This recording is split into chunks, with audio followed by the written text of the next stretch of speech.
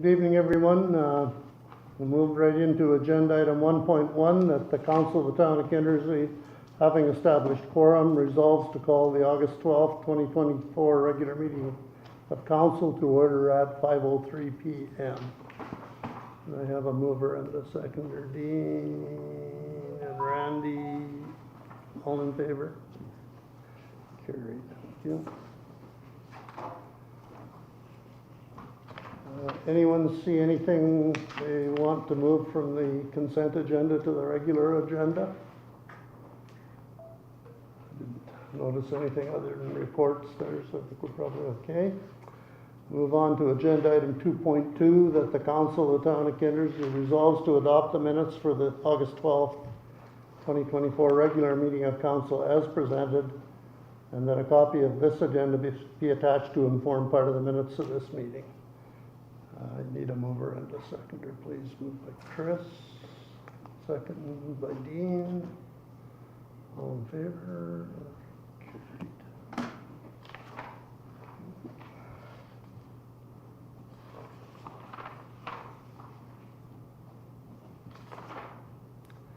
Anyone see anything they wish to declare a conflict of interest on the agenda? Seeing none, we'll move on to 4.1, that the Council of the Town of Kindersley resolves, whereas the time being 5:05 p.m., that the regular meeting of council be adjourned to a confidential in-camera meeting. I need a mover and a seconder for that, please. Randy. Second, Gary. All in favor? Carried.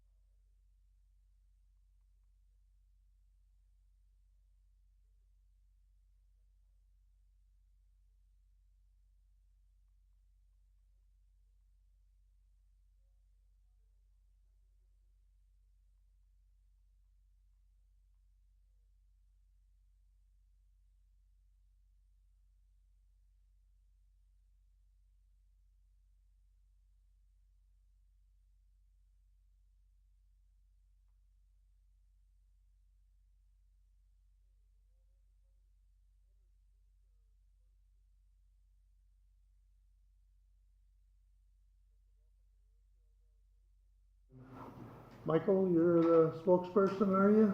That's what they told me. Oh, They just grabbed me off the street yeah. and said, you want to talk to me? Mr. Mark, Mayor, Oh, you have to read, pardon? you have to read the deed Oh, okay, sorry. and do 6.1. Where am I? Yeah. 5.1, Huh? on 5.1, yeah, you gotta go back. I'll go back here and There do you this go, yeah. first, okay. So agenda item 5.1, that the Council of Town of Kensington resolves, whereas the time being 7:01 PM, that the confidential in-camera meeting is concluded and the regular meeting of council is resumed. I need a mover seconder, please. Dean. And Chris, all in favor? Carried. 6.1, that the Council of Town of Kindersley resolves to approve as presented the minutes from the July 22nd, 2024 regular meeting of council, and that these minutes be attached to and form part of the minutes of this meeting. Randy? Who else? Yuri? All in favor? Okay, thank you. Okay, now we can do 7.1, which is the delegation. Michael Tunnicliff, you're gonna speak. We've got 15 minutes to, do you want less? You were hoping for 10? Well, I was told 10, but I can fill 5. You're gonna have 15. So, ready whenever you guys are. Go. Good, all right.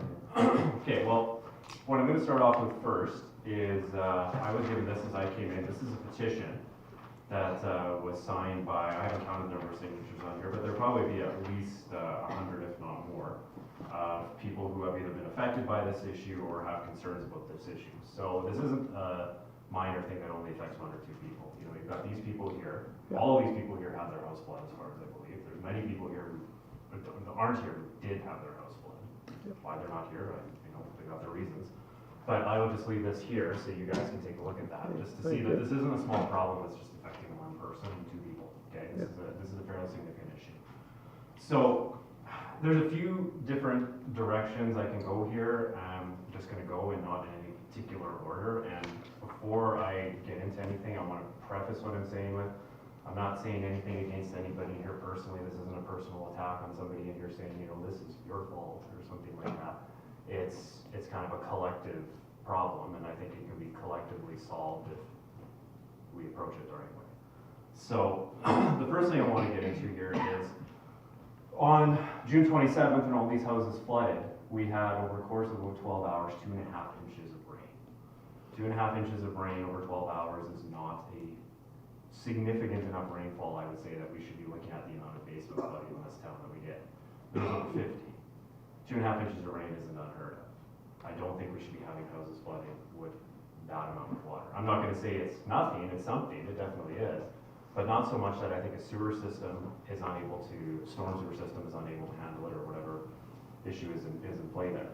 So, and to give you an idea of what we're talking about here, one thing that I know that has come up is the sufficiency of the lift station.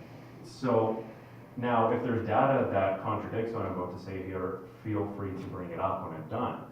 But from the data I've looked at from the town, some of the things that have been done to ascertain whether the lift station is sufficient, I would argue are themselves inadequate. First off, from, again, the data I have, and if there's data contradicting this, go ahead, feel free when I'm done to bring it up. But for example, okay. For example, one of the things for the lift station that was looked at as far as is it sufficient is obviously historical rainfall. Well, the data I was given, 1 year. 1 year of rainfall was considered for sufficiency of the lift station. From November of 2022 to November of 2023. That only encompasses 1 summer, the summer of 2023. It just so happens for my wife's job, she's required to keep track of rainfall. And for her job, she's required to keep track of rainfall for up to 25 years. So I have here historical rainfall data for Kindersley. This little year right here is the only summer that that lift station is accounting for in the data I've been given. The lowest rainfall year of the previous 25. Why is that? Why is that the year that's being used? And why is only 1 year being used? Why aren't we using 15 years, 20 years? The data's available, use it. For example, in January of 2016, I came here in 2016, and I remember it was a lot wetter than it is now. In 2016, 593 millimeters of total rainfall that year. In 2023, the year that we're looking at with the lift station, where the sufficiency of the lift station was based off of, 156.3. So the question is the lift station sufficient for average and above average rainfall? I'm not saying I have the answer to that, but I'm saying it's a valid question considering what's just happened. All right? Another thing I want to point out is that I believe, and there's evidence to show this, I believe, that there could be groundwater entering the sewer system somewhere. I think that's something that has to be considered. Because again, 2.5 inches of rain over the course of 12 hours led to over 50 basements flooding. So where's that water coming from? It wasn't groundwater. Nobody's sump was running that night. I've checked with every person in here, and I've checked with many people who aren't in here. Not a single person said their sump was running prior to water coming up their sewer line, flowing over their floor and into their sump. That's what triggered their sump running. This wasn't groundwater coming up in their sumps. That wasn't the issue. Okay? So how is this water getting into the sewer system, the sanitary sewer system, and coming up the pipes? Where is it coming from? Is it coming from the ground somewhere? Is there a break in the pipe? Is there storm sewer piping piped into the sanitary sewer system to flush it out? Some towns do that. And if it is that way, is there a contingency for if there is too much water coming in? A way to pump it out, a way to shut it off, something. Again, I think all valid questions, and I don't have the answer to those, and I think they should be able to be ascertained. And there is ways to do that that are not particularly expensive. So, again, other things that we've been able to look at is, and this is, I will, admit getting a little bit into the weeds, but looking at the diagram of the pipes of the sewer system in the area. There's things that even on the surface I can look at and see that there's a problem. You've got larger pipes feeding into smaller pipes. You've got larger pipes feeding into smaller pipes, and those smaller pipes are supplying your pumps in your lift station. You can only push so much water through a straw. You feed a pump with a straw, it's not going to pump very much water. So if you've got backlogs backing up from all these larger pipes funneling into these smaller pipes, trying to jam it all into that lift station, where's it going to go? My basement, for one, and not just mine. All these people here. Some people have 2 feet. How do you end up with 2 feet of water in a basement after 2.5 inches of rain over 12 hours? I don't think that's an unreasonable question. I don't think that's an unreasonable thing for people to be upset about. Okay? And that leads into another issue here. This isn't just an inconvenience. People are being denied home insurance over this. People in this room are being told their home insurance will not be renewed. There are people who are also being told that insurance that they currently have might not cover it. There are people who flooded who did not have insurance because they couldn't get it because this has happened so many times before. I have personally spoken to an insurance broker who said Kindersley is attaining a reputation of being uninsurable for water. People who didn't flood are being told they will not be able to renew for sewer backup on their policies when they come up for renewal. I don't think I should have to spell out that lowers the property value of everybody in this room, including all of you. So it becomes a town issue that doesn't just affect people who flooded, it affects everybody who didn't. There are people who won't buy a house in this town because of the flooding issues. If anyone in this room doesn't know what my job is, I'm an RCMP member. I talk to people moving all the time, going here, there, and everywhere. There are RCMP members not interested in coming here because of the flooding issues. Sorry guys, that's just the way it is. And I think it's something that needs to be addressed. And I know that you guys have said, and again, it's the royal you, it's not pointing to any particular person saying you're saying this and that's, we're upset at you. But I know one thing that has been brought up is that this is the fault of sump pumps routed into the sewer system in other houses. And that's a likely possibility that a lot of the houses are. I know my house when I bought it was, and I routed it outside. That's a possibility that a lot of houses are. My house, on the property disclosure, had no water issues for the past 10 years. There are people in this room who have lived in the Rosedale area for over 20 years and have never flooded. Why weren't the sumps an issue in 2015, in 2016, in 2017, in 2018? You had record rainfall in 2016, which almost doubled all the previous years for the past 10 years. Nobody flooded that I'm aware of. Why weren't the sumps an issue then? Why are they suddenly an issue now? And I'm not saying the sumps aren't part of the problem. They're contributing to the problem, certainly if people have their sumps routed into the sewer. But I don't think you can lay the blame solely at that. Because again, why hasn't it been an issue in the past? And even if it is the sumps, and I'll go ahead for the sake of the argument and grant to you that, okay, it's the sumps. How's that my problem? As a homeowner, how is that my problem? It's a bylaw that the sump has to be routed out of the house, not in the sewer system. Enforce the bylaw. And I know that's easier said than done, trust me. You don't have to convince me enforcing the law is easier said than done. But again, that's not my responsibility, nor is it anybody else's responsibility in here as a homeowner to just take the hit from that not being enforced. That needs to be enforced, or it needs to be accounted for in the infrastructure. And so that's a question I have for you. Does the sewer system take that into account? Does the lift station take that into account? Is the capacity rating on those pumps that take that into account, that you have all these people supposedly dumping their sump water into the sewer system? Because if it doesn't take it into account, it needs to if you're not going to enforce the bylaw and make sure that people have their sumps routed out. Just for a little bit of a tidbit of a fact, I went around to some people around Rosedale, further out, Coleman, etc., and checked out their houses, knocked on some doors of some people I know. I couldn't find anybody but one person that had it routed into the sewer. Quite a few of them do have it routed out.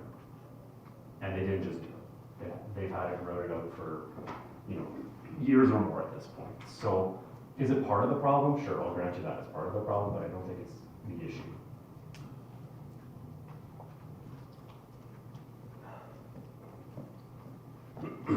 Another thing I want to bring up here is, and again, this isn't accusing anybody of anything. That's not the tone I want to present here. But not only is this an issue for people financially, it's an issue for people in other ways as well. There are people who have had education disrupted. There are people whose basements flooded who homeschool their children, and that's where they were homeschooling their children. Their basement was their classroom. Their basement was a place of education. Kids lost school supplies. Kids lost schoolwork. Kids lost toys. Disrupted their education.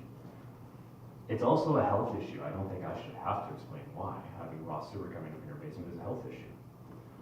I was up till 5:30 in the morning dealing with sewer in my basement. The next morning, I was sick. Could be a coincidence, I'll grant you that. Maybe I had some bug from something else. I'm not blaming anyone here saying, you made me sick. That's not what I'm doing.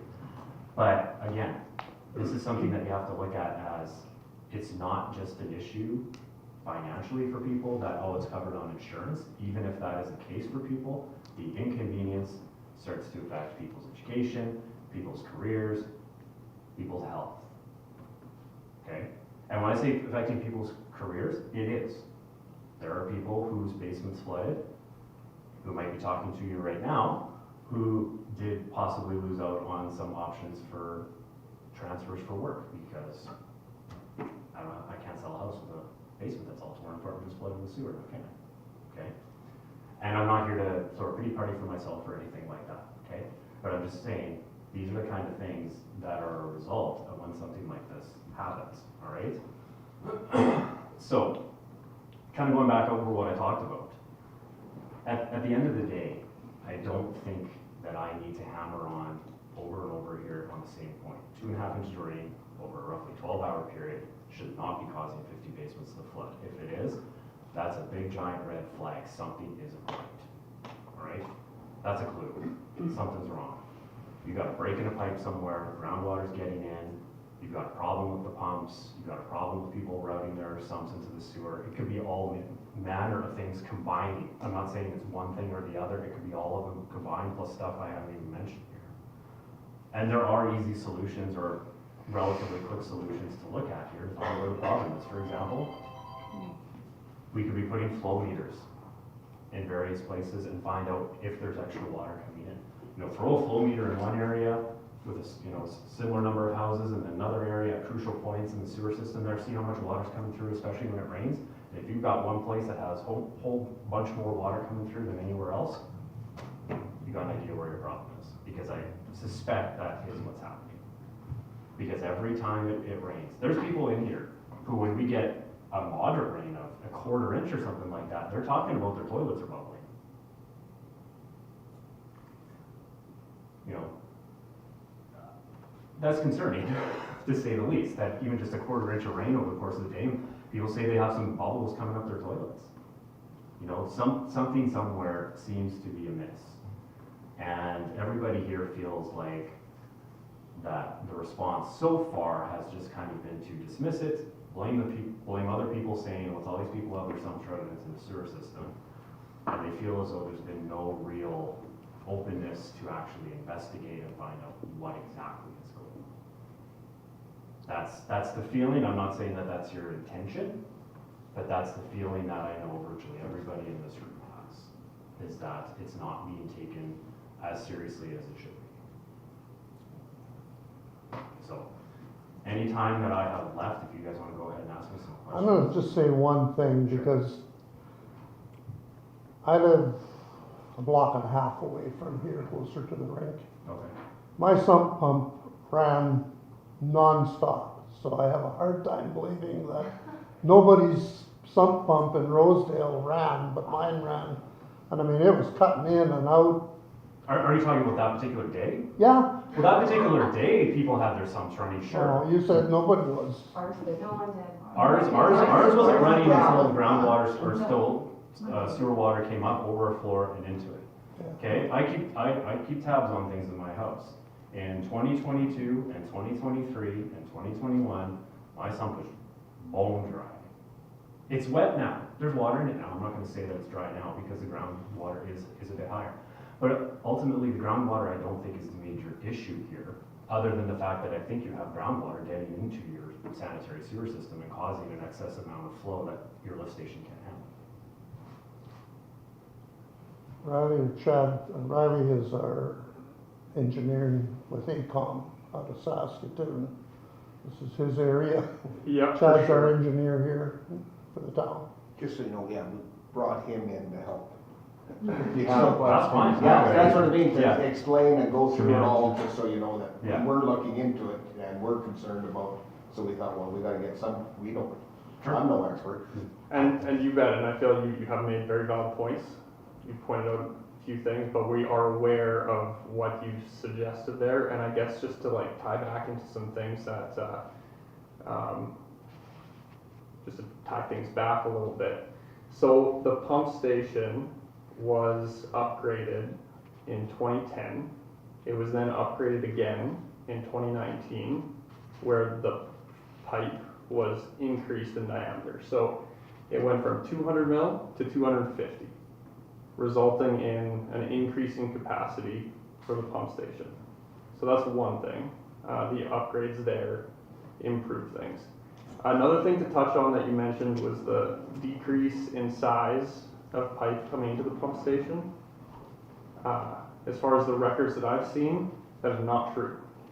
You do have a bottom it's on your website. I'm just saying. Sorry, what street was that? Yeah, I've got the map pulled up. I was just I curious. don't know, you guys don't have to. Stewart has a pipe that runs, it's a 250 mil that runs for a block and runs into 200 mil. It's a 375 going into a 200, and then when it hits. That's at McEwen, 375. It's a short spurt into a 200. Regardless, I'm not here arguing strictly that the lift station is insufficient. It could be entirely sufficient for what you think is coming into it. What I'm arguing is I think you have a situation where there's a whole lot more water coming into it than you planned for. Because if you get 2.5 inches of rain over the course of about 12 hours. Now, if you had that amount of rain and other similar towns in the area were also experiencing flooding, I would grant you, okay, maybe it's not just, it's not obviously unique to Kinderley. I don't know of anybody in Rosetown that flooded. I don't know of anybody in other towns that flooded. Granted, towns are built on higher or lower ground, I get that. But again, you kind of have to consider the fact that insurance companies are looking at Kindersley and asking, why does that place always flood? I have had an insurance broker tell me Kindersley is becoming uninsurable in some ways for some companies. That's how they're looking at it. Even myself personally. My insurance broker said he does not know what kind of coverage you're going to be able to get going forward strictly because of what has happened here in the past few years. So I guess just to circle back just on the sizing of the facility, we've done an assessment on it based off of how we size pump stations in communities across the province. We follow standard industry practices, and the pump station is not undersized for the population that it serves now and into the future. Now, when we're doing that sizing, we don't account for a significant volume of potential stormwater coming into it. There is it accounts for a small amount of stormwater, yes. But these peaks that we're seeing, it's not a typical peak from just stormwater running on the road, entering the manholes through the lip. So then further to that, it's like, well, if the bylaws state that the storm sewer can't be connected,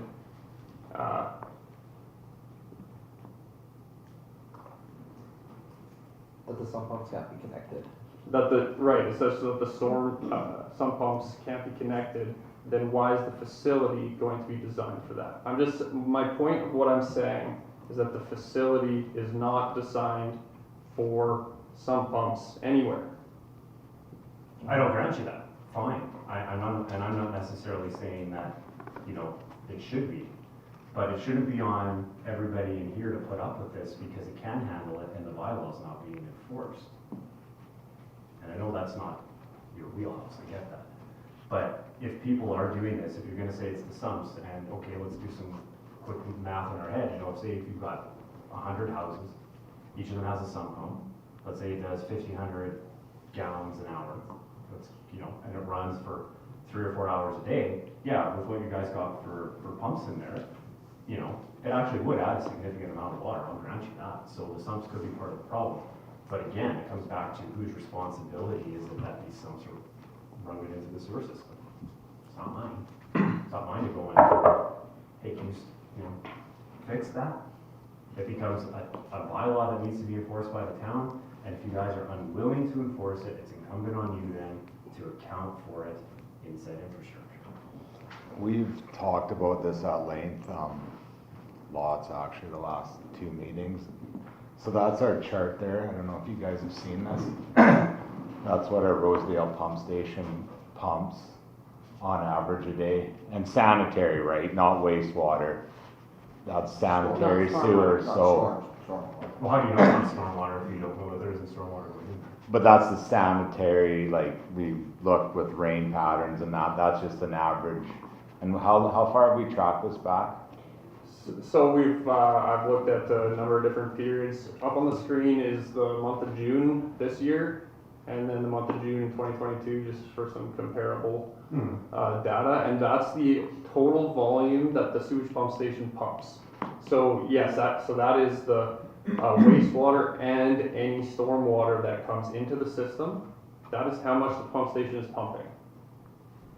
But stormwater should not, you should have a little bit, but like you notice the day it rained there, that thing went off the charts. And I get that, and so I'm asking is how is that much stormwater getting in there? Well, it would be sump pumps from all of Rosedale, and the problem with Rutley is you guys are the bottom of the line, right? Like, there's no doubt that if everybody in Rosedale has their sump pump, it's gonna fill that system up and. Yeah, I can do the math in my head right now, it is, it's gonna overload that for what you guys got here for pumps, again, how's that my problem? But it's gonna, they shouldn't be tied in there. They shouldn't, so. And you guys at the bottom, and even if you put checks, we said, like, so if everybody, most people have check valves. Virtually everybody who flooded has backflow valves, And virtually it- everyone. And Did it, they fail? Well, I'll tell you why my backflow. No, that's what I'm And this, wondering. I this don't is a kind of a separate issue, but if you wanna bring it up, sure, I'll go there. I opened up my backflow valve, cause I was a little wondering, why didn't this do its job? And it was caked, I wish I'd taken a picture, it was caked full of sand and gravel.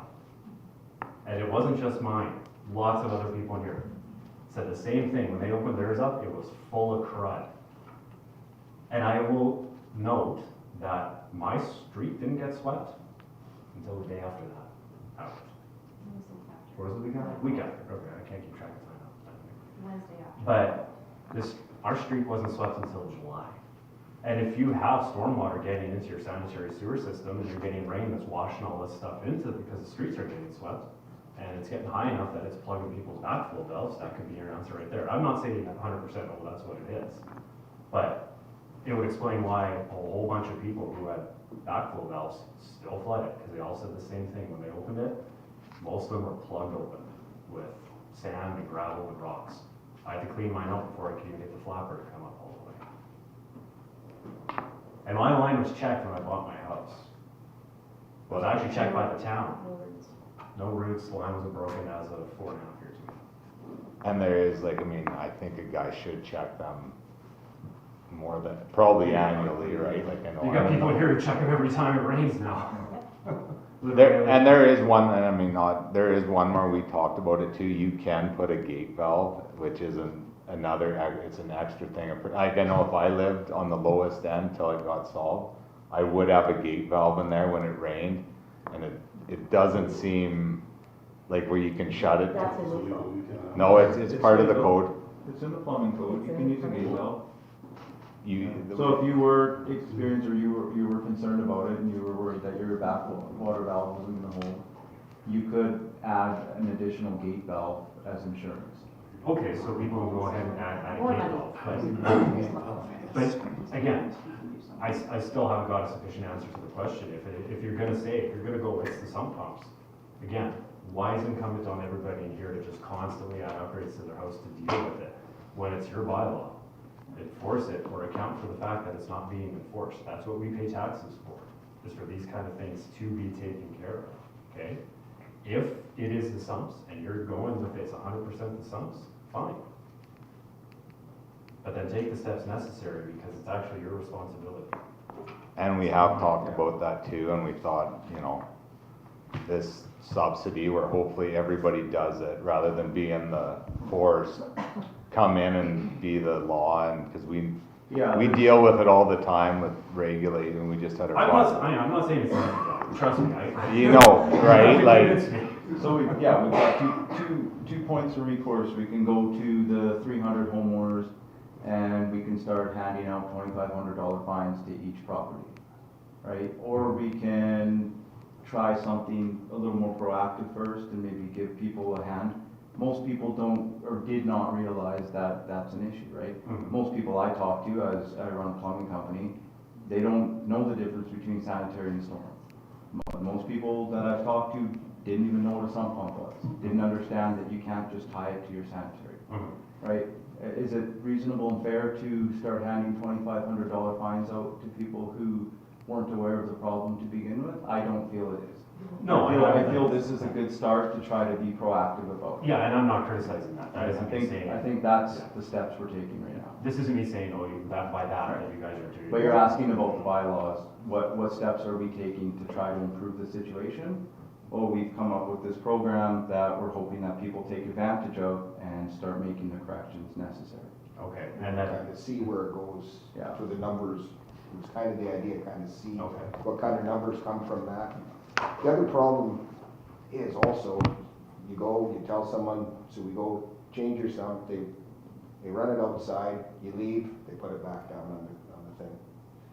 So then you're okay, well, we went and talked to everybody, Mhm.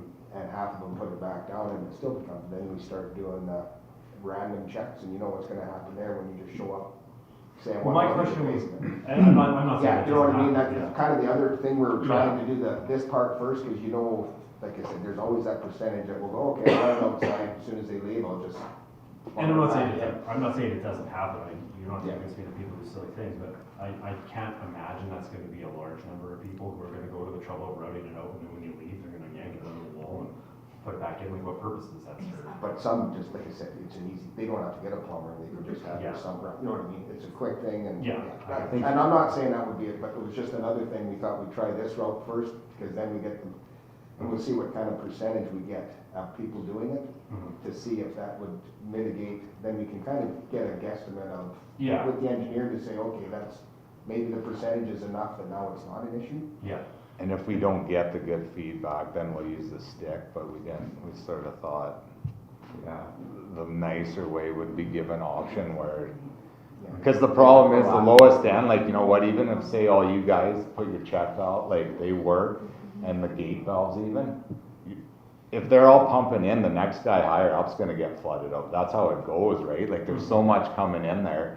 so then obviously the lowest point builds up and keeps backing up, so. keep in mind, there's people who, it's not just people on Rutland. No, I know, it's Yeah. probably because it is moving up, because there's so much, you know, once that system starts back and it just starts. Somebody I know who's not here, who just happened to be home and in the basement and caught it as it happened, who's all the way on the far end of Han, just before it goes over towards, Coleman there.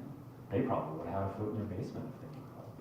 No, All the way up there, you got people. There's over 300 people in Rosedale that are potentially pumping into this sewer. Right, I know I'm on O'Connor, my basement didn't back up, I pump outside, my sump pump hardly turned off. And when I looked in there, it was pressure spraying into that pit.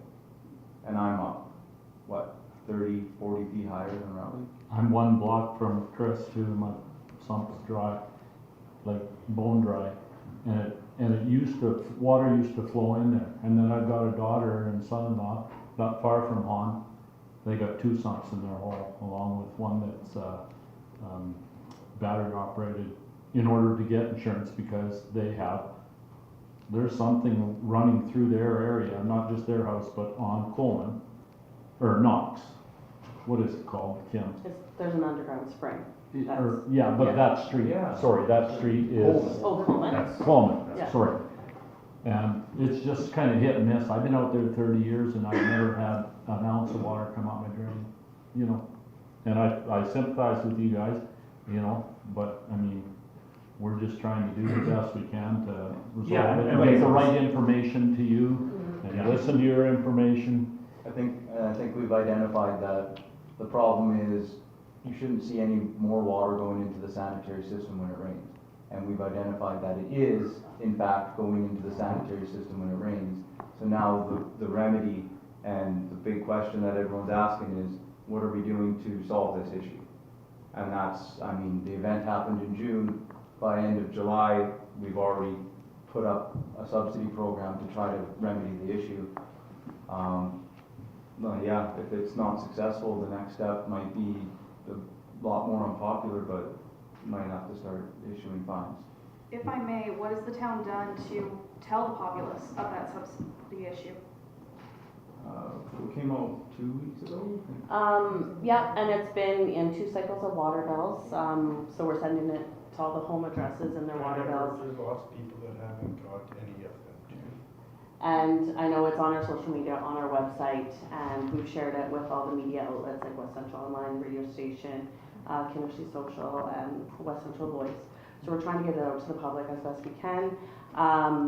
We thought, like with the water bills, when it's going in the water bills, anybody that has a utility account in Kindersley will get it, whether they get it electronically or by mail, they will get a copy of it. So everybody in Rosedale should have got the full information packet.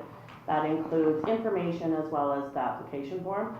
One thing that we didn't really talk about tonight was we've also realized that there's a number of homes that were built all by one developer, that their weeping tile systems weren't actually connected appropriately into a sub pump pit, but they were connected directly to the sanitary, so we know that, there's probably a lot more than just those 19 homes. But, so then we'll have weeping tile systems going direct, so even if, so when some people say, well, my sub pump's not working, they could just basically have a hole in the basement with a sub pump in it with the weeping tile system not tied into that, so then they're actually not, the sub pump actually isn't gonna be doing its job because there's nothing there for it to actually pump out. So that's an issue too. And so Does really anyone what know we're which trying ones to are do those is 19? educate. Unfortunately, it is a lot of homes on Redley Crescent and some on West Road that were built by one developer, built like a group of homes at the same time.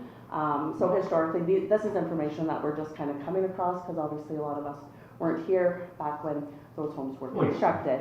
So just trying to go through civic address files and looking at blueprints and how things were plumbed, we are trying to educate and figure that out so we can stop the stormwater from going where it shouldn't, because wastewater and stormwater should be dealt with separately, and we do design our stormwater different for our community as well as our wastewater differently. And so the lift station itself, that's designed for septic, for wastewater, for sewer, not for the stormwater. So like we were indicating the graph up on the computer screen, it should basically always be steady. Like on a normal day like today, our pumps would only be pumping like about an hour and a half, right? But when we've seen that rain, which like you said, it was only like 2.5 inches or whatever, it shouldn't, like the pump shouldn't then be pumping straight steady. They basically pumped the whole time. And we shouldn't see that spike. So we do know, you are right, the stormwater is entering into our sewer system and it shouldn't. Do we know exactly where it's coming from? No. No, and I'm not. But that's what we're trying to identify, and we thought by doing the subsidy, council thought this would be a good way to educate and try to help people help themselves, right? And then for different homes to get, like for backing up or whatever, we have noticed with the different storms, if somebody gets a backup and they don't have a check valve, they get a check valve, right? So then the next storm, it moves up the line and the next person, you know, starts flooding, right? So that's why you start to see different areas affected. Yeah. Well, and like I said, I don't want anything that I said to come off as like I'm accusing somebody here of being malicious or something or anything like that. I know, especially with my job, sometimes my demeanor can come off as kind of angry and accusatory. It's No, not. you've been doing. No, hey, people's coming on a trip. We thought we'd get Just somebody forget way your worse. seatbelt, We thought we'd get somebody way worse. I can come back.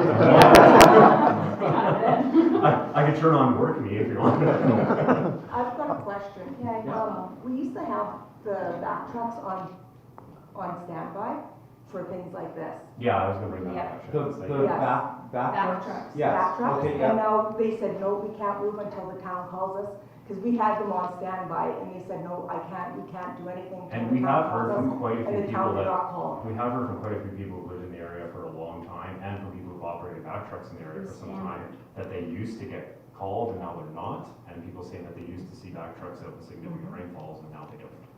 Well, they went out Spoke before the about that. generator, right? So when we lose power before, That's when we had them on standby. We never used to have a generator located at the there's lift just no station generator in there. Rosedale, and so when we had a power outage, we do know that when the power outage occurs in Rosedale, we have a limited amount of time that we have like a supply that we can hold the sewage that we need to get back trucks. So we always had them as soon as like there was a possibility of the power outage or whatever, we had them on standby. But that was one solution that we did, was we purchased a generator for that lift station, and so then we didn't have the need to have the backup So, back trucks, going off to my that, knowledge. So when you have people calling at all hours of night, we're flooding, we're still flooding, why aren't you guys making that call to a back truck just to pop open some manholes on the street and get it out? If it's not, if you are blaming the sumps and it's pumping for hours and hours and hours, I don't care how long it pumps. How fast is it pumping? So if you clearly have a problem that's going up people's houses and we're calling you and telling you, why aren't you calling back trucks? There We was, could Honestly, why is that not a definitely, call? we could definitely, but when you look at that number, we were doing the math and it was like, you need 100 watt, like, it's so overwhelming, like, It's just a drop in a bucket. it's like, the amount of water's going in there's like, what did we figure out, an hour? It was Yeah, we did like, the math on the. Yeah, how many- we could, That's gonna happen again. 2.5 inches. I'm not writing a postcard to my mom to tell her that we got 2.5 inches of rain. Wow! Like, it's 2.5 inches. This is gonna happen again. How many cubes does a back truck hold, do you think? they hold, a semi-vac will hold about 20, and we figured out, what was it running in at? We should have. So then, yeah, so I just went back, as you mentioned, per hour, well, it's 4.5 liters per second is what is on average coming to the pump station. And then on the 28th there after the storm, it touched 20 liters per second. Okay, but did you know that night? Because a big thing is what did you know and when did you know it? So did you know that night? Did you know the exact, how much water is going in there and that back truck isn't gonna help? Because if you didn't know how much water is going in there, you don't know what's gonna help and what isn't. Pulling all the stops. Did you have back trucks? I thought there were back trucks. There was one on site that a resident had, contacted. And the back truck, I remember which house that was at. And people who were near that house said the minute that back truck started sucking out of there, their water started going down. So there were people that back trucks would have or could have made a difference. And now, I'm not disagreeing with the math there, because yeah, like you could, 30 back trucks wouldn't have been able to keep up. But that's nice to know after the fact. At the time, And that's we don't know. something we can definitely do in the future, like for a storm, but I don't think that's our solution, No, I right? don't think it is. Like, but it's something that we can do in the meantime until we do get a That's solution. a For Pumping sure. 20 liters per second? Is that what you said? That That was the storm night? That's what he said. Not pumping, that was what was the That inflow. was a flow? Don't your pumps run at 35 liters per second and you have two of them? 31. Yeah, so. So now that is an average How does over 20 a, liters per second overcome? that's two an pumps? average over a day, and it was at times higher than that. Like, we would have to pull the pump hours from when it started to, yeah, which we could do. Like at 2 o'clock in the Well, morning, it- it wouldn't have been pumping much. Like from 10 or whatever, 10 would have been the worst. So that's how much the water, how much water the pumps moved was 1,800 cubes, right? Yeah, that day. And then the following day as well, it moved into the following day and was also higher than normal daily use. Or can we safely say that infrastructure was the same in 2016 as it is now? Maybe a little bit, a few more houses, but really, there hasn't been a lot of development since we moved here in 2016. So really, if you look at it, you don't even have to have good eyes to see it. You know, here's 2016, all the way up here, and here we are down here. You know, really, why didn't anyone flood in 2016? They probably What were did. you guys doing in 2016 that we're not doing now? That's my question. Well, if you've got, I'm assuming they did flood if you're saying nobody's getting insurance. Like, you can't say that nobody's flooded this year. no, people are being denied insurance based off. So, of- yeah, The we last said the that last you're- 3 years, the last 3 Based off of years. the last But 2 to 3 years. it's been a problem since I was a kid. Yeah. There's been flooding in Rosedale. People that know that Sewage or area too, groundwater? just for the record, because you're relatively new, people that are in this room, that they remember when the Chandlers built that first house out there, and literally that place and even the golf course was a slough, an alkali slough. It's a very, obviously, you know this, very low area. Yes. And so much rain too, I don't know, I'm not an expert by any stretch, but the amount of rain that we've had this year here has been more than what we're accustomed to. And lots of cases, there's nowhere for that water to go like we're accustomed to. It could rain 3 inches in This is some of where our we're years. at. Can I That's where finish? we are. Look It at- would this rain is 3 Kindersley. inches and it would Look at disappear. your averages. Yeah. This But is that not also an doesn't abnormal. account for the groundwater that's like underground, and because there is springs in This Kindersley. is also snow though. Like, this is over 20 years. I think that what they're trying to say is it had been raining and then you, like, Yes. I bet there were, in 2016, was there a 2.5 inch rain after the ground was flooded? I don't know, I just moved here. I just know they No, don't know what was no, flowing. what I'm saying is I think you're misunderstanding, is you get the groundwater saturated, you add a 2.5 inch downpour, or rain like that, the system's already, like, that slough, the water table is full. But it wasn't a downpour, it was a. No, it's still 2.5 inches in a short time, so everything is surrounded and, like, all around the whole area. Whereas if you had, let's say we had a 2.5 inches rain and we hadn't been raining 3 inches before that, a nice soaking rain, it probably would have landed, some of it soaked in, ran into the canal and But gone. the issue here is nobody was flooding because groundwater was coming up and your sump pump wasn't able to keep up. Everybody here flooded, and everybody who isn't here flooded because it came up the sewer pipe. Right, so I don't care about the how- groundwater level particularly. Well, that's what, So I think if the that's- sump that's pumps are doing where- it, the sump pumps are Yeah, filling it, but- and that's what I'm saying, it's already full, it's saturated. The But- groundwater table is so high up. I think your question though was why wasn't this an issue before? It's always been an issue. I've done, I don't know how many insurance reports.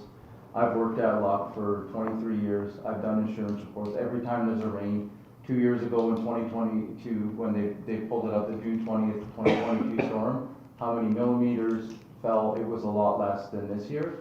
There were insurance claims then too. It does happen a lot. I did, I think 8 or 12 that year. Okay, well, So we're it- at 50 now. But that's one plumbing company too. That's one plumbing company in 1 year. And what I'm saying is you're saying that there's never been an issue before. It's always been an issue before. The only difference now is that we're trying to do something to correct it. And that's never been But something you're- that's been undertaken You're- before. Regardless though of what's going on, like you guys have pointed out, you took down some different ones. But it's clear from what you guys are showing that you have stormwater getting into your sewer system. Like that's in. It's a problem. Yeah. Oh, it is. And We agree. that's what we're here about. Yeah, and that's. I'm not here talking about groundwater and stuff because it wasn't ultimately it wasn't a groundwater issue. Groundwater contributed to the problem, but if issue of groundwater getting into the sanitary sewer system were to be solved, I don't think anyone in here would have had an issue. No, you And so wouldn't. exactly, so And that's what needs to be that's what we're addressed. trying this without, Yeah. that's what I'm saying. Right. Because right now, I think what's happening is a bit of talking past each other where people are talking about groundwater levels and stuff. Well, groundwater has everything to do with sump pumps. Yes, Put in your flow meters, you'll tell who's pumping where, and it's done. But Where how do you, many- where do you put them? Where- Yeah, I was where you gonna put say, it, how many there's- flow meters are you talking about? Coleman, Rutley. There's the guy right there to ask, you're from Acon, right? I'm from Acon, yeah. Yeah, And we did actually discuss flow meters at the last council meeting. We discussed like 3 different locations in Rosedale. We discussed 3 and then we were having some background conversation about a couple more, or because we can put them in different locations and identify, we'll be able to find out information using flow meters. because the water's coming from somewhere and that's a way to find out. Yeah, there's just not much of a point in doing it right now when it's dry. We're not gonna capture this. Yeah, so it came up at previous council. But if you have We're still people talking pumping about- sump water in Yeah. from their sump, Well, and and- it's coming from rivers or low water, you'll find if they're doing it right now today, because they'll have pumps pumping. Well, there's they will, lower but how do areas we know than which Rutland. ones? The problem is that you're covering 80 houses on one flow meter. Right, and we're not seeing And that's why we're an trying influx this. in So you can the. narrow down where You can narrow down your pockets as to, okay, well, it's not here, it's obviously over here somewhere, and then from there you keep going. But on a day like today, if you look at the average, the daily amount, especially when it doesn't rain, that's not changing. We're only seeing it when there's a storm surge. Right. So that's what we need to try to do, is identify where we can place them easily so that they can be placed and removed. And do it at a time that we know that there's going to be high moisture, that's actually usable. Well, really, at the end of the day, isn't it also beneficial to know what your flow rate is on a non-rain day? Because you did that study for basically the summer last year, and that was a non-rain event summer, to my recollection. So that's what you're basing your study off for But that. there's records all the way back through We have every a year. lot of records Yeah. that we could go through, and I've gone through a lot of historical Yeah, records but- for flow. Okay, your pump capacity was based on November of 22 to November of 23. That's basically last summer for rain. That's the latest study that you guys have for the Rosedale lift station. There's a lot of information that goes into that for, Right, but that's the year that you guys used for precipitation and yes. all It's precipitation. like I said when So- That I wouldn't be in that started. one section. the It's like I said when I started, this is the information we were given. If you Okay, have right. information that can add to that or clarify that or give us more context. I've read the There's- reports. There keeps being this talk about rain, but the lift stations aren't sized for rainwater, they're No. sized for sanitary. Exactly. They're completely Right. separate, and that's what we're trying to educate, and I think we need to identify the homes that do have the WPTOS systems connected direct. Yeah. Because sub pumps are completely, that's easy to identify whether they're plumbed inside or outside. The problem's already been With that- identified and proven, so now we need to figure out a way to solve it. Yeah, and that's why I'm here, like I said, because there's, and it's not just the people here, even people who didn't flood do have, I guess you could say, an impression that they feel like the problem isn't being addressed. I feel probably the worst offenders are the ones who aren't flooding, because there's no incentive for them to clean up their act. And you could- If your house is never flooding, why would you ever do anything? Well, exactly, yeah. And you don't know what's going on in your People don't tend to neighbor's get house. motivated until you put it. Until it affects them. All Yeah. under their Yeah, chair. for sure. And It's how just many a- people don't even know if their sump pump's running until they flood and then they realize their sump pump, oh, well, they quit. They don't even, you know what I mean? It's something they don't even, some don't even hear For reference, I know somebody who went to check their sump pump and found that they didn't have one. I think that one thing we've noticed in the last 10 days or so, there's been, I believe, about 12 reroutes or whatever you want to call it, Chris. 12 different people that have come in and got At the least. information, and I think you said you've done 6 of them in the last 2 Yeah, weeks. Don or Dewey. Yeah. It's helped with education. You guys do this, hopefully helps on the education side. That wasn't me, that was somebody. Or whoever, I'm just saying that, I'm hoping that helps with the education of people saying, okay, I'm part of the problem even though I didn't. Yeah. But even just going forward, you know, you guys said yourselves that you don't believe that people on Raleigh, that their sumps weren't going. They weren't. And being called a liar or insinuating that we are liars, honestly, is incredibly offensive because that's a shot at our character. We weren't They saying we weren't, were no, lying. no, no, no, let me finish, please. No, that's fine. They weren't running. I've talked to so many people on there. It's one thing that clued us in that we were flooding. Why is the sump going? Why is it going so long? It shouldn't, you know, the rain had already stopped at that point. So why was the sump suddenly going? And then we realized, man, why is our house smelling sewage again? And then we go downstairs and we realize, oh my word, it's a beach in our basement. So calling people in this community liars is really divisive. Nobody called anybody a lawyer. You Liar. just told us that you didn't No, believe that you our said sumps there weren't is- running because no. yours runs so much. You said I'm yours sorry, didn't but run. if your sump runs, that's great, but You mine kind of doesn't made the run all that impression much. that nobody's sump was running. And what I'm saying is that people's sumps were running. My sump was running. I live there too.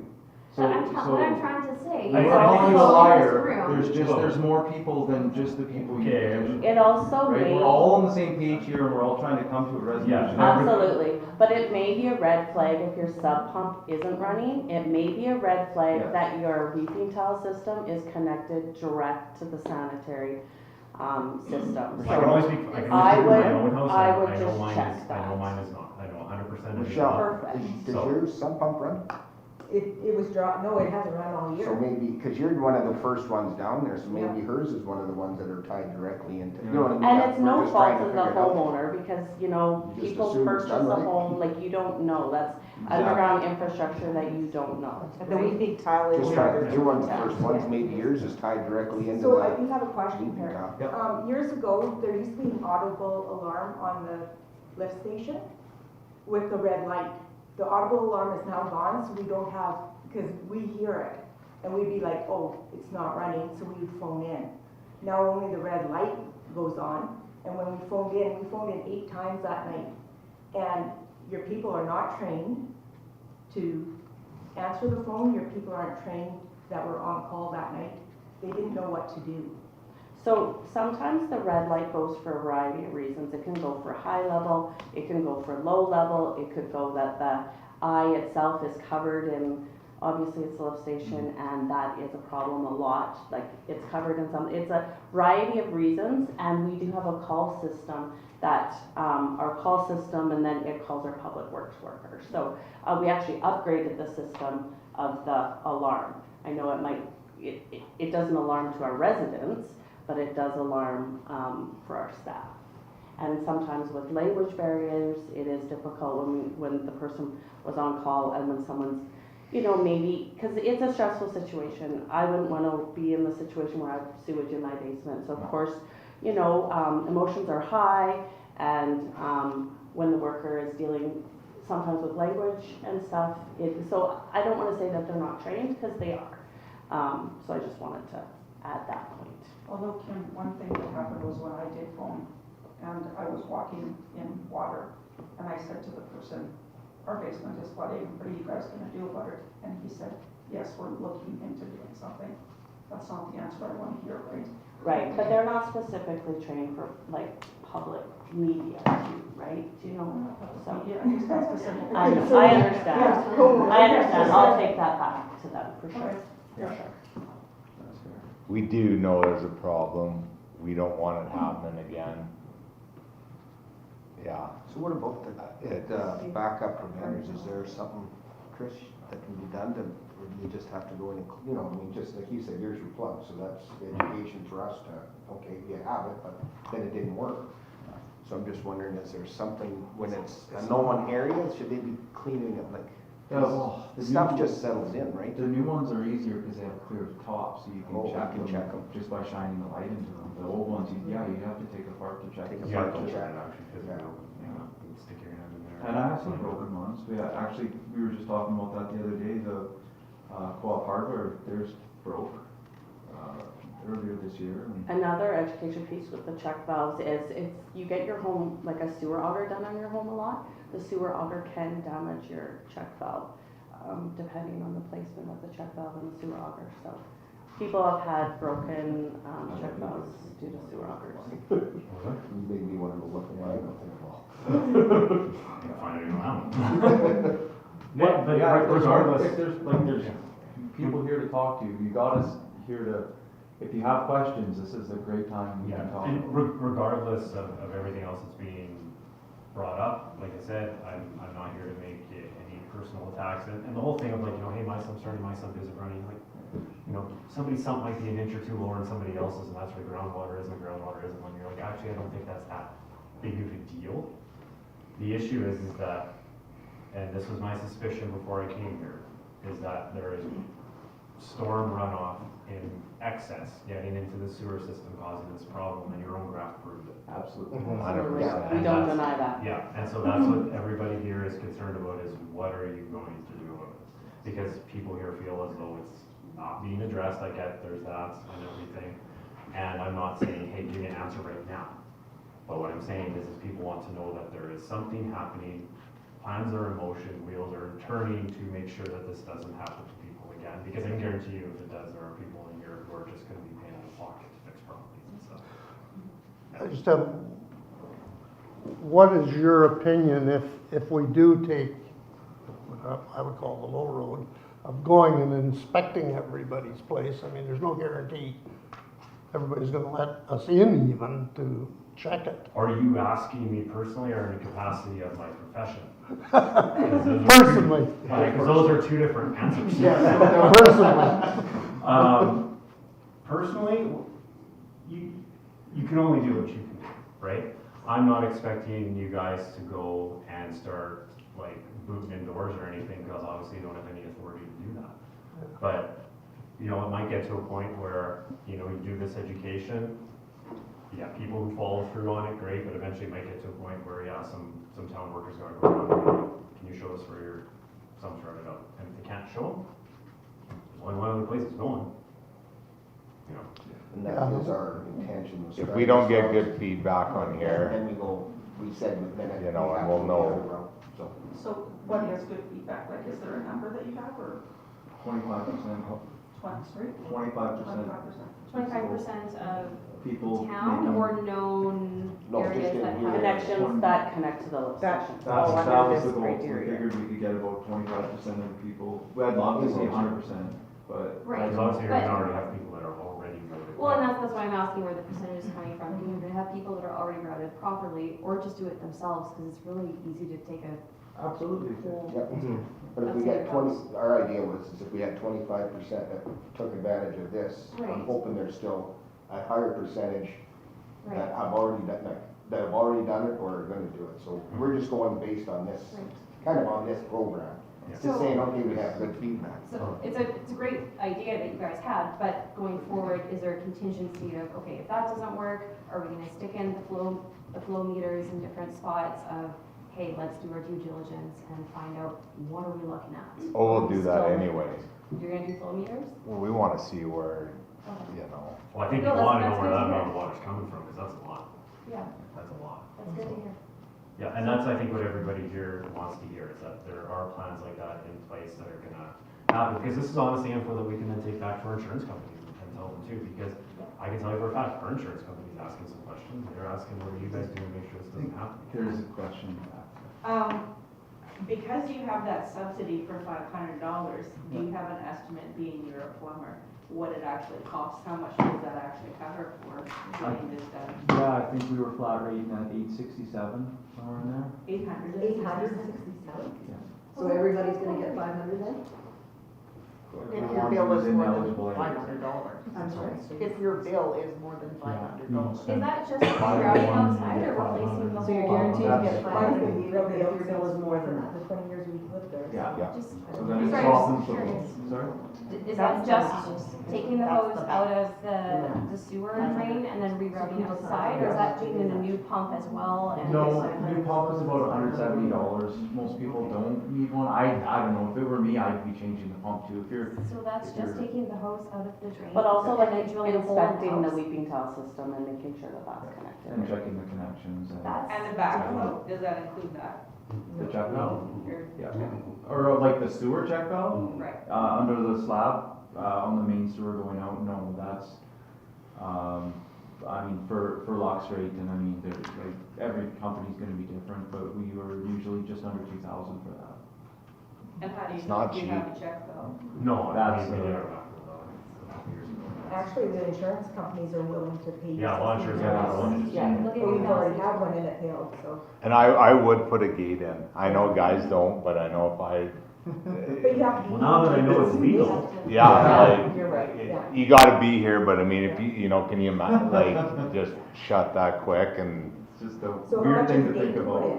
What's that? Like, we already have the backflow valve, how much is the gate to put in? I've never done one, but a 4-inch gate valve plus, you know, 350, 400 in the oil field. I'd have the prices. Yeah, it'd be the same thing as a backorder valve where you're breaking concrete out. Everything, we've lived there 20 years. And 17 years, no problems. 3 years in a row, flood. So something changed. In 2021, something has changed because they, like, a lot of us flooded in 2021. Then that was July 3rd, 2021. October, I'm laying in bed, 7 o'clock in the morning, all of a sudden my alarm started blaring, it says basement flooding. I'm like, no way. I go downstairs and the sewer's coming up again in October. We just had our floor laid down, gyprock on. I phoned the town, the guy went to the pump lift station, turned something on, and you just saw it suck down. That was October 2021. We paid for that one out of our pocket because they said, Michelle, you do not want to put in another claim in less than 3 months. So that one we paid out of the pocket. So 3 times. Something changed in 2021. But that was sewer, right? Sewer. So it was October So when, you have a check, do you have a check valve? We do now, and it failed. You did, oh, it failed. I don't think anyone here and anyone who was affected by this has ever flooded with groundwater. No, It's it was all always sewer. been coming up the sewer line Yeah. every time. Yeah, it's always gonna be. Well, yeah, I knew it would because it's overwhelming. Yeah, but I mean, even for previous years that we The, don't. back. Well, the other problem is some that are flooding too, and I'm I'm not not saying sure what about percentage, Michelle. but they have their sump pump pumping into their sewer, their check valve works, and then it just keeps. You're flooding So they're yourself. flooding Flooding themselves, yourself, yeah, I yeah. can So I see mean, that. there is, I'm not saying there's a large percentage, but until they realize exactly, that's what this is part of too. Yeah, your backflow wall gets jammed closed, sure. Yeah, it's working, except at least it's clean water, but still you're fighting a uphill battle. So it's not, until it's not. and I mean, if they're pumping at a daily rate, we should see it if you get enough sump pumps Yeah. taken out, even that wastewater thing should go down. Well, it should, because there's so many that are, like I said, you're trying to move a water table on some of them, like I said, the ones that kind of run all the time. I mean, we're hoping to see it on there on a non-rainy day. And like I said, that's what people here are concerned about. They just want to know that the wheels are turning, plans are in motion, make sure that this doesn't happen again. We know it's not, you know. Because we've heard rumors in some areas that there are 2 and 3 sump pumps running in new homes constantly because they're built in groundwater. And so we've heard that they're running constantly. Oh, I believe it. So, Yeah, like you said, and it is seams, I mean, you get, like Irv said, his doesn't, and the next person beside him is right. Well, It's a yeah. crapshoot, and like you said, if And especially in Rosedale is the biggest problem. If you're in one of those, you're trying to make a water tank. So I mean, some are gonna be, they got 2 and 3 just for back. But Two why- or three are And it back. only takes 14 sump pumps to overcome that sewer station. If you've got, That's it, in the perfect ideal conditions. yeah, if you've got it running 24/7. Why are we building in a water stream though? That's what I can't figure out. All communities have subdivisions in Swamp or Slough. Like I know when we did Kensington, Saskatoon, we did the Save-On. That was underwater before it was developed, and even during construction, they were dewatering the whole time we were working in there. A lot of places have bylaws though that you can only build your basement so deep. There's places that you can only go either 4 feet or 2 feet because of cables. Yeah, and a lot of them came as time went on, you know what I mean? Right. So that's what the problem is with this one, it was built in the 70s. But there's new areas that are still having those problems that are being built as of today, and their basements are still full deep. So, I know Garnet Beth Ann over here on Fifth had a stream or a river running under their deck. They pump it into horse trucks under their deck. Well, Garnet's gone, but Beth still lives there. If you ever check with Beth, that's a block from the town office right here. So I don't know how these streams, where they are and where they flow, but they seem to be fairly random. There's no rhyme or reason why she's got one right there, and, Is it possible at all for these streams to be infiltrating the sanitary system? To be getting in? I'm not a geologist, but my son-in-law is, if you'd like to talk to him. I'm just asking. No, I'm not being smart, I'm being serious. No, Yeah. I'm not Yeah. expecting a question, I'm just. Yeah. I'm just asking the question The actually. answer, yes, there is potential for infiltration. Yeah. And it's likely that there's a small amount of infiltration, but it would not result in what we're seeing. No, Here. you collapse the road. The amount of inflow that generated would collapse everything around it and flush it away as well. Okay, I'm just asking the question to ask it. That's how That's what we're here for. Yeah. But I think at this point, we're kind of on the same point. Was everyone aware of the new program that we just come out with? I was, I don't know what everybody else here. I would encourage you for your neighbors that aren't here, to pass it on to them, to make sure they're thinking about it. If they haven't seen it, we have copies, there's some spare ones around here, it's on our Well, I know website. I know our immediate neighbor, he's not here, his was running into the sewer, and he's already switched his. So like, there are people who are switching them. Yeah, well, that's what I said, there was a dozen in the last 10 days or so that have There switched. also might be a bit of a money issue as well, though, if, say, for example, it's 800 and whatever amount, and you're only getting $500 back. For a lot of people, $400 extra is a lot of money, so that's something to think about as well. There's people that aren't here today. And then to with put a young- check out there, exactly. Yeah, there's people here with young kids that have flooded, that never had coverage, and so they threw out all their kids' stuff, they were fixing their basement where their kids sleep out of their own pocket. They're not here today, but I know for a fact, if they couldn't afford it back before COVID, they're sure as heck not gonna be able to afford it now. There were people who flooded in 21 and this kind of a separate issue in some ways, but relates to it. There were people who flooded in 21 who were told by the insurance company no coverage unless you put in a backfill valve. They couldn't afford to put it in, and so they flooded again with no coverage. Yeah, we did, well, I think you said there is the auto insurance one, and the lucky enough ones that they will pay for. Some companies, not all of them. My insurance company wasn't that kind.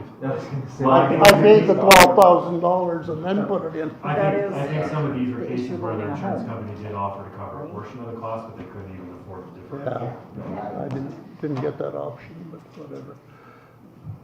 Anyways, I think you've had your 20 minutes. 15 minutes. I'm not gonna Did anyone else have anything else? Or Okay. Was there more questions? Well, just because we got the engineer here, and we've got the town's engineer as well.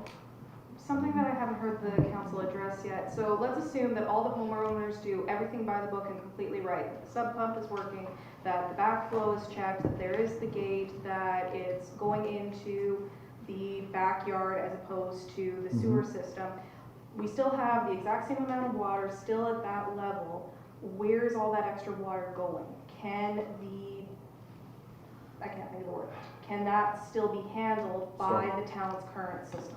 That goes into the storm system, so And can the that storm does system, not go but into the. can the storm system Yeah. handle? Yes, and that's a straight flow. Okay. There's no pump.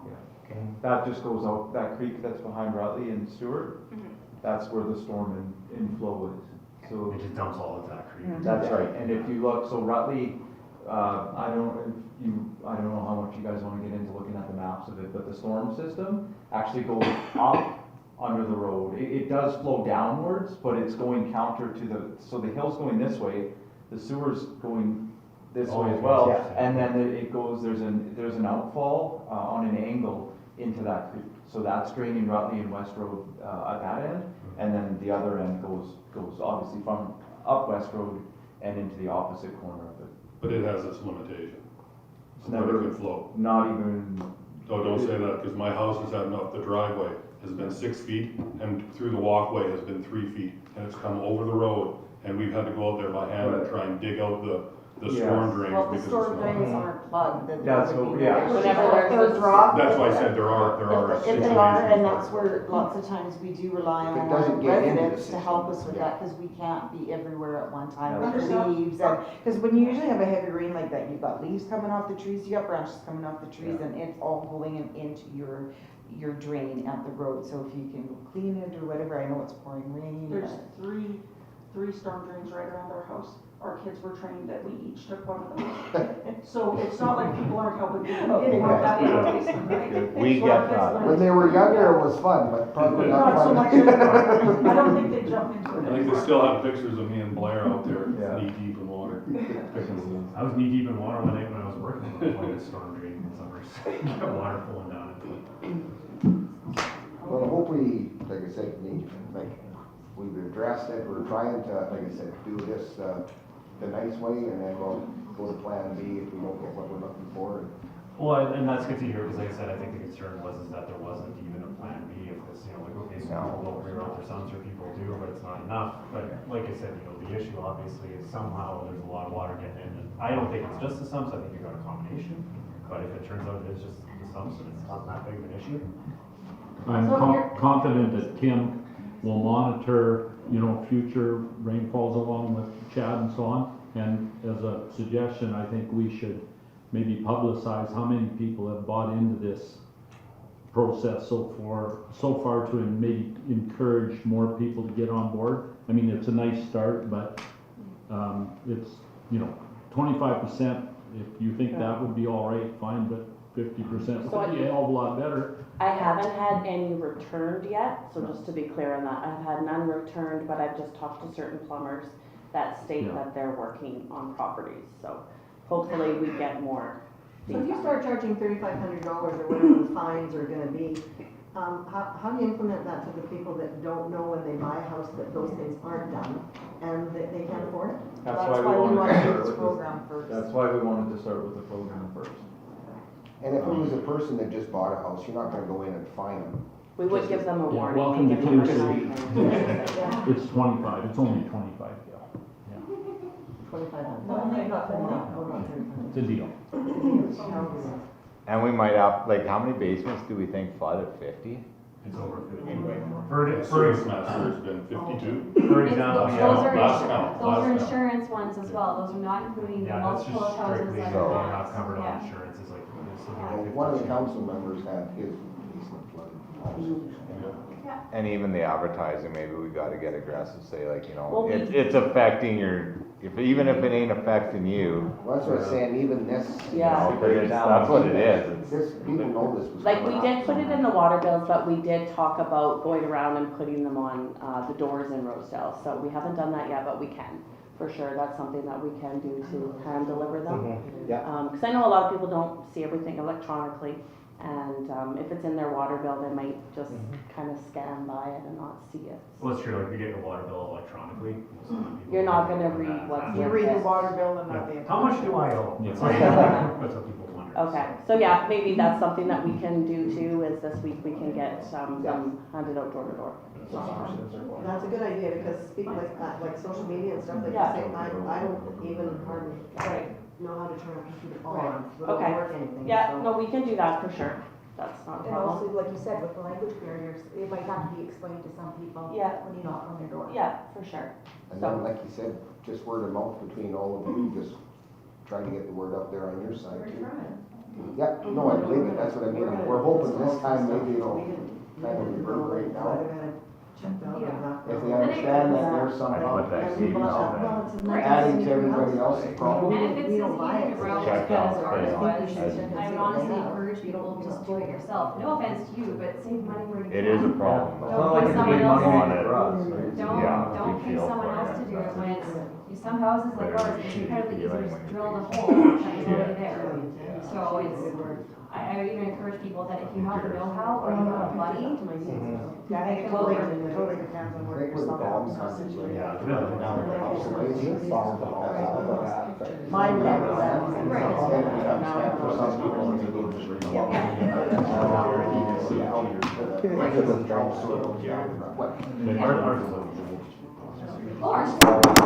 I can do it. We got a few more things on our agenda here tonight, so, thank you very much for coming in. I hope we've been able to share somewhere where we're thinking here, and let's move forward with as much of it as we can here very quickly. Thank you. Take a few. Neighbors in my lawn, I don't know. You flooded out too? No? Thank you guys for listening. Yeah, you guys can But take they're- those, pass them out Lauren, to people if you you're want. pretty deep down the pond there. I'm very low shape. Orange. Yeah, you take that whole pack Take and them all. take it over to the Yeah, take that one too.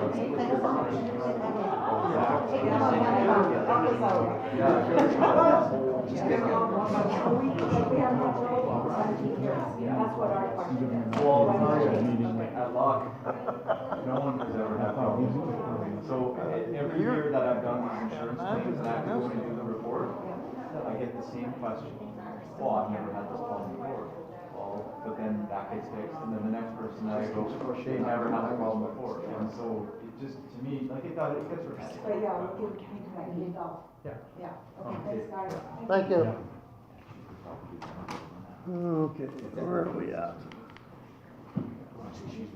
8.1. Move back into our agenda here. 8.1, that the Council of the Town of Kindersley resolves to direct the mayor and CAO to enter into an agreement with Sask Energy Incorporated for a utility easement. You, Kim? Yes, this is just a standardized easement agreement. Sask Energy was just going through all their records, and they noticed a section of their natural gas line Drive safe. that Thanks. wasn't included in our easement. So this is just updating our documents just to make sure that everything is how it should be. Okay. See you, Chad. Thanks, Chad. See you, Chad. Any questions on that? If not, could I have a mover and a seconder? Dean is up. Randy, all in favor?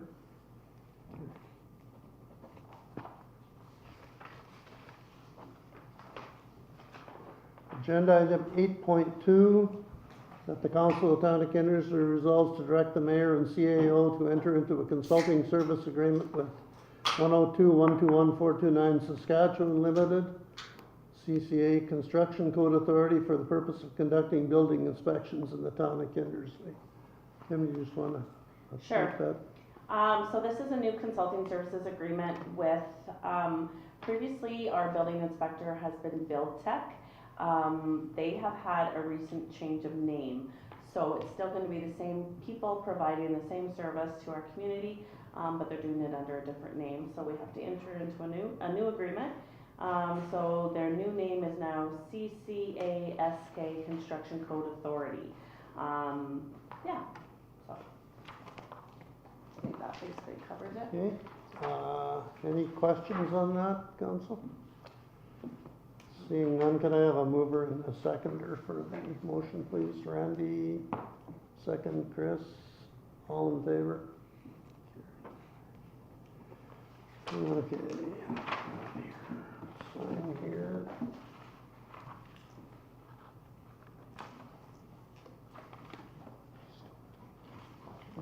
Okay. Move on to agenda item 8.3, that the Council of Town of Kindersley approves the town's fee schedule related to planning and development as attached to and forming a part of these minutes. Kim? Yes, so we need to update our planning and development fees. We haven't done it for a number of years.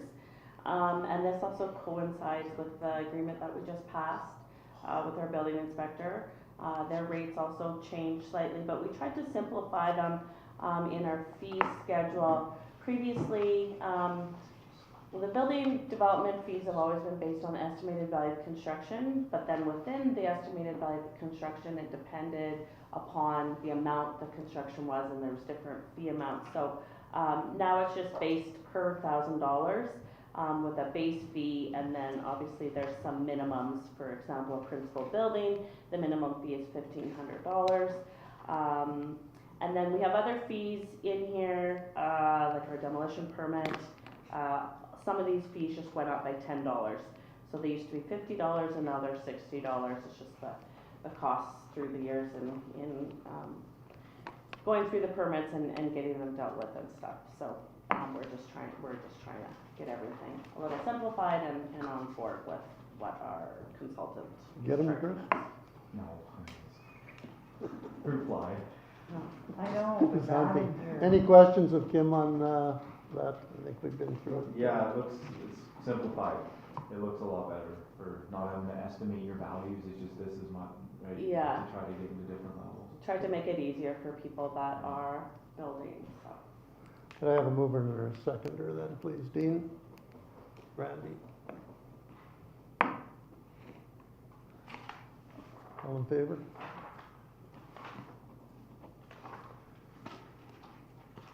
Agenda item 9.1, that the Council of Town of Kindersley resolves to accept as submitted list of accounts as paid by the Town of Kindersley in the amount of $2,926,794.69, and that a copy of said accounts be attached to and form part of the minutes of this meeting.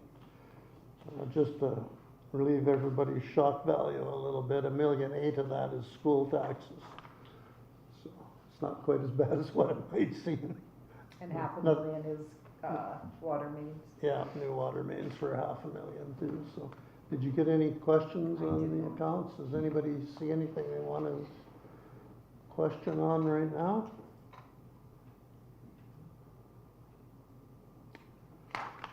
Seeing none, could I get a mover and a seconder then, please? Chris is a mover, second, Gary. All in favor? Carried.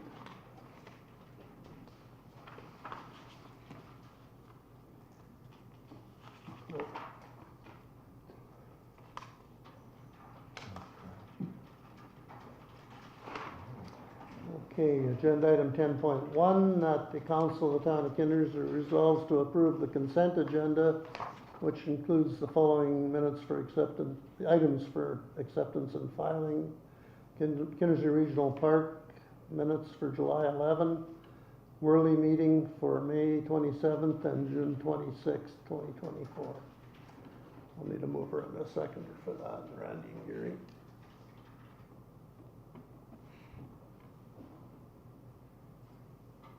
All in favor?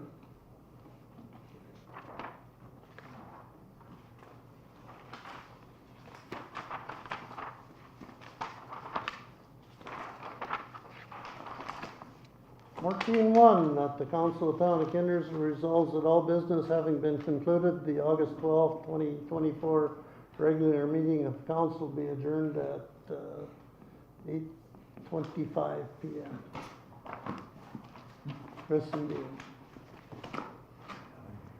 Who's in a hurry, eh?